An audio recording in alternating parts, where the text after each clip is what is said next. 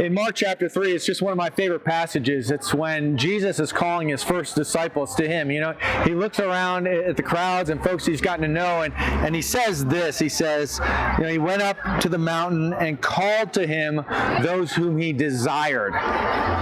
What I want us first to know is that Jesus desires us. He wants us. He calls us to himself.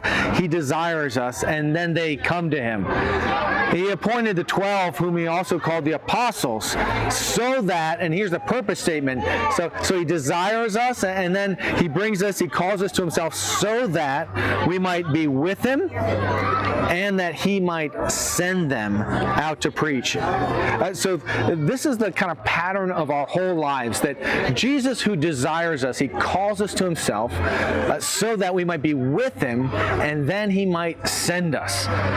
So here at the Well, we just kind of capture that idea by saying we follow Jesus together for the good of the world. And here at the end of the year, as you head into 2024, we're just going to call each of us to make some decisions of what's it look like to be with Jesus and then to be sent by Jesus in this coming year.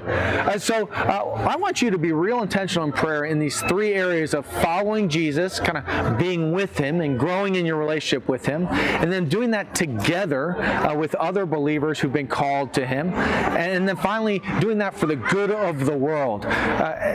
Praying through and deciding what's it look like for me to be with Jesus and then to be sent by Jesus as we all here at the Well are following him together for the good of his world.